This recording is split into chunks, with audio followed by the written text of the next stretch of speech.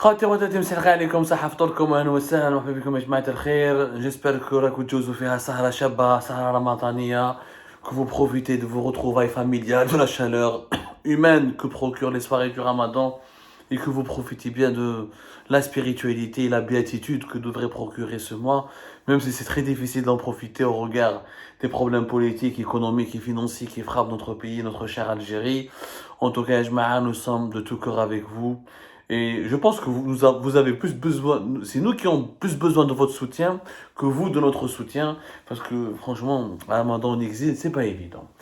Alors, comme ce soir, Yajma'a, elle a deux personnalités qui commencent leur entourage, commencent à bouger un petit peu en prévision des élections présidentielles 2024. Alors, Abdelmajid Tebboune et son clan font tout en sorte pour qu'en 2024, il n'y a aucune personnalité majeure politique de grande envergure, crédible, plus ou moins crédible, même si la crédibilité absolue en Algérie, elle est impossible à obtenir, aucune personnalité ne suscite l'unanimité, et même si la crédibilité en soi est un sujet à caution en Algérie, mais Al-Majid Tebboune et son clan font tout pour qu'aucune personnalité crédible, influente, remarquable, populaire ne puisse émerger pour concurrencer Abdelmajid Tebboune lors des élections présidentielles 2024. Tout le monde croit, en tout cas chez les Tebboune et son entourage et ses amis, en 2024, il y aura un boulevard royal où là, la voie sera sans aucun obstacle et qu'Abdelmajid Tebboune aura peut-être à affronter quelques petits candidats qui feront juste de l'habillage démocratique pour amuser la galerie, et Tebboune aura donc et prendra donc son deuxième mandat. Ce n'est pas vraiment le cas. Pourquoi? Parce qu'il y a deux personnalités qui d'ores et déjà commencent à discuter de leurs ambitions présidentielles, ils commencent à préparer leur agenda et à se préparer éventuellement pour 2024. Je sais ce que je vous raconte, peut-être vous aurez du mal à y croire, mais il y a deux personnalités qui sont plus ou moins bien positionnées. Positionnés parce qu'ils ont des réseaux, parce qu'ils ont des soutiens, parce qu'ils ont des partisans, et parce qu'ils ont de l'expérience au niveau de la gouvernance de l'État, parce qu'ils ont du parcours, et parce qu'ils sont proches et très connus du système, et ce sont des enfants du système. Et ces deux personnalités risqueront de troubler, de jouer comme le rôle des troubles faits, ou là, ils pourront jouer le rôle du rabat-joie en 2024, rabat-joie vis-à-vis de Al-Majid Tebboune, naturellement. Ils pourront peut-être concurrencer Al-Majid Tebboune. La première personnalité, c'est Ali Benflis. Oui, Ali Benflis, en dépit de son âge très avancé, 78 ans, en dépit du fait qu'il s'est retiré officiellement de la présidence de son parti, Tala al-Hurriyat, le parti de l'avant-garde des libertés, dont il est le créateur à partir de 2015, en dépit du fait qu'il a échoué à trois reprises lors de ces élections présidentielles, à savoir en 2004, en 2014 et en 2019, il n'en demeure pas moins, c'est quelqu'un qui a une grande expérience, il a de véritables partisans, y compris au sein de l'armée, où il compte beaucoup d'amis, de certains services de sécurité. Je vous rappelle qu'il a de l'expérience, c'est un ancien secrétaire général du FLN de 2001 à 2004. Il était chef du gouvernement de 2000 à 2003. Il était ministre de la Justice de 1988 à 1991. Donc, c'est vraiment un pur produit du système. Ce n'est pas le produit le plus maléfique. Moi, je l'ai connu à Ali Benflis. J'ai eu l'occasion de discuter avec lui et de le rencontrer. Je l'ai suivi quand il avait fait sa campagne pour les élections présidentielles de 2014, je l'ai suivi à travers plusieurs wilayas. Ce n'est pas le produit le plus monstrueux, le plus cruel du système algérien. Ça reste quelqu'un de cultivé, d'intéressant. Il a quelques idées très intéressantes, même s'il a quelques penchants vers l'autoritarisme, mais ça reste dans l'univers politique algérien quelqu'un qui pourrait être intéressant en 2024, même si son âge est très avancé. Mais on n'est pas encore, malheureusement, la conjoncture politique de notre pays ne favorise nullement l'avènement d'une figure jeune. L'Algérie, aujourd'hui, pour qu'elle change, laisse maintenant un vieux qui fait la transition pour transmettre le flambeau vers un jeune. Aujourd'hui, dans le contexte actuel politique, avec l'emprise totale qu'exerce le système politique ou le régime algérien sur la vie politique du pays, avec la manière très brutale dont la politique est gérée, dont les libertés publiques et individuelles sont réprimées, c'est pas possible qu'un jeune émerge, à moins qu'un jeune général fait un coup d'État Oui, Ben, oui, dit le pouvoir, oui, peut-être. Mais qu'un jeune arrive à devenir président, à émerger, à négocier avec le système, à profiter des faiblesses du système, ou là, à pénétrer le système pour monter jusqu'au sommet de la pyramide, j'y crois pas. Ali Ben Flis, maintenant, il a un seul problème. Qui risque de l'empêcher d'être présent en 2024. C'est l'affaire de son fils. Son fils Walid Benflis, qui est en prison depuis début octobre 2022, dans le cadre d'une affaire de corruption et de trafic d'influence liée à Air Algérie, où Walid Benflis a fait fuiter, a obtenu, avant même la publication de l'avis d'appel d'offres international, l'avis de consultation internationale lancé par Air Algérie le 21 et 22 septembre 2022, pour l'acquisition de 15 nouveaux avions. Lui, il a obtenu ce cahier de charge qui détermine les conditions, les critères et les exigences d'Air Algérie bien avant la publication de l'avis d'appel d'offres. Là où il a fait fuiter, il a obtenu, on le soupçonne de l'avoir vendu ou donné à des constructeurs mondiaux ou à des entreprises étrangères pour qu'elles puissent se positionner favorablement face à dans ce marché-là, dans ce marché public important qui est évalué à près de 1,5 milliard de dollars pour acheter 15 avions. Donc on le soupçonne d'avoir vendu ou l'a traité ou l'a marchandé pour obtenir ce cahier de charge avant tout le monde, avant sa publication publique, pour permettre à des entreprises étrangères de se positionner de façon très précise afin de répondre de façon très pointue aux besoins d'Air Algérie. C'est illégal, c'est illicite et c'est malheureusement une forme de corruption. Mais l'affaire de Walid Benflis ne s'arrête pas là. Depuis début octobre 2022, il est impliqué, il est sous enquête par la brigade de la gendarmerie nationale de Bab Jdid dans plusieurs dossiers de corruption et de trafic d'influence aussi, qui impliquent des sociétés étrangères en relation avec certains dirigeants de plusieurs groupes importants du pays, comme Sonalgas, Sonatrach et le groupe Madar. Une autre information, c'est que apparemment, un autre dossier. Le Walid Benflis, un dossier d'intelligence avec puissance étrangère. On soupçonne, on dit, l'enquête, en tout cas, ça figure dans l'enquête de la gendarmerie nationale, que Walid Benflis aurait voyagé en Israël, il y a de cela quelques années, pour assister au mariage d'un Israélien et qu'il aurait eu des collaborations, des collaborateurs, ou qu'il aurait collaboré directement, indirectement avec des entités israéliennes. La situation de Walid Benflis accable particulièrement Walid Benflis, son père, et le discrédite fortement. Mais on l'a déjà vu en 2019, Khaled Tebboune, le fils d'Abdelmajid Tebboune, était en prison. Ça n'a pas empêché Abdelmajid Tebboune de se porter candidat aux élections présidentielles en 2019 et ça n'a pas empêché d'arriver au pouvoir en négociant des deals ou là en profitant d'une situation politique très anarchique dans le pays et en clairement partisan avec le fameux général de corps, général Ahmed Gaïd Salah, l'ex-patron, le défunt patron d'institutions militaires. Donc avoir un fils en prison, ça n'empêche pas d'être président en Algérie. Il y a déjà un cas, il y a déjà un précédent, c'est lui Al-Majid Tebboune. Maintenant, est-ce que Ali Benflis a le courage ou la force d'y aller? Ça, on le saura, mais en tout cas, son entourage, beaucoup de ses partisans, de ses fidèles, commencent à travailler, à préparer le terrain. Ils veulent l'inciter à y aller. Ils pensent que c'est le moment.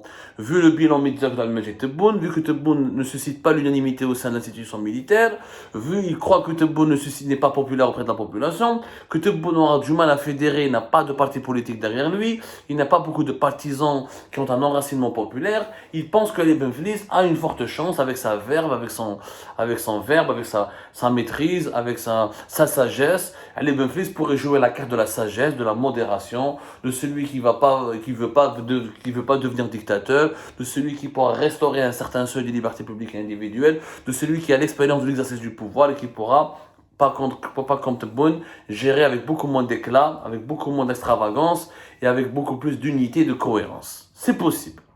Ali Benflis est une carte, il faut la suivre. La deuxième carte, c'est la carte la deuxième carte d'une personnalité qui pourrait être gênante et qui pourrait faire de mal à Abdelmajid Tebboune, c'est Ramtan Lamamra. Ramtan Lamamra, clairement. Celui qui vous dit que Lamamra n'a pas d'ambition, parce qu'il y a une tentative de manipulation. Lors de son limogeage du 16 mars 2023 récemment, La Mamara et son entourage essayent de calmer la colère de Tebboune. Ils ont encaissé le choc. Ou Ben Ambeli Tebboune, il a dans le collimateur la Mamara et qu'il va tout faire pour le neutraliser. Ou la Mamara pour se défendre, il essaie de protéger ses arrières. Il fait diffuser l'information. Il n'a aucune ambition politique. Il va se retirer. Qu'il a déjà été 3 fois ministre des Affaires étrangères. Ça lui suffit largement. Il a envie de prendre sa retraite et de se consacrer à sa famille, à ses amis. C'est complètement fou. La Mamara, depuis 2017, il n'a qu'une seule idée en tête. C'était la même idée qu'Ahmed Ouhiya, rêver de devenir président de la République. Mais la Mamara, il a des ambitions. La Mamara, contrairement à Ali Ben Flis, a plus de connexions à l'international et plus d'expérience dans son poste. Où la Mamara pourrait être, on n'a pas, dans l'histoire de l'Algérie, on n'a qu'un seul Bouteflika. Mais il pourrait ressembler à Bouteflika. À une seule condition, c'est le contexte dans son profil et le contexte. Le contexte dans lequel la Mamara risque de devenir président rappelle celui de Bouteflika. Bouteflika, ex-ministre des Affaires étrangères, ex-chef de la diplomatie, bien sûr beaucoup plus charismatique, beaucoup plus connu et beaucoup plus populaire que la Mamara, parce qu'il a une histoire plus prestigieuse. La Mamara, il n'a pas une histoire aussi prestigieuse que celle de Bouteflika, mais il y a une conjoncture qui est similaire. Le système algérien pourrait, face à l'échec de la politique de Tebboune à redresser le pays, face à l'impopularité de Tebboune, face aux problèmes, aux dissensions qui divisent le clan Tebboune, face aux dérives autoritaires, aux dérives affairistes, aux affaires de corruption qui entourent l'entourage de Tebboune, pourrait utiliser la Mamara parce que la Mamara a ce profil de diplomate, comme Bouteflika quand il est venu en 1999, pour rendre l'isolement politique du pays et pour remettre l'Algérie sur la bonne voie, sur les rails. Parce que la politique internationale de Tebboune a isolé le pays. À cause de Tebboune, l'Algérie s'est disputée avec l'Espagne, elle s'est disputée sans cesse avec la France, on est pratiquement au bord de la guerre avec le Maroc, on a des problèmes avec les pays du Golfe, notamment l'Arabie Saoudite et les Émirats.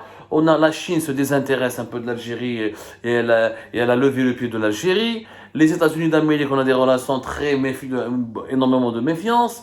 Donc, les décideurs du régime algérien, notamment l'institution militaire, et l'institution militaire, on en reparlera un jour, il n'y a pas qu'un courant dominateur, il y a plusieurs courants qui habitent l'institution militaire, il y a plusieurs centres d'intérêt. L'institution militaire et ses multiples courants, les services de sécurité, l'appareil, ce qu'on appelle l'État profond, l'appareil, la grosse administration qui influence les wilayas, dans les cabinets des ministères, etc., pourrait voir en la Mamara comme un Bouteflika, celui qui va améliorer l'image du pays, réconcilier l'Algérie avec les puissances mondiales les plus influentes du pays et lui permettre d'avoir un rapport apaisé avec l'international pour éviter des problèmes d'insécurité ou là des pressions ou là des menaces provenant de l'étranger. La Mamara, il a ce profil-là.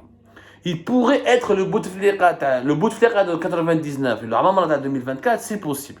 La seule différence, c'est qu'il y a le charisme en moins, le parcours, le prestige en moins, et le parcours n'est pas le même.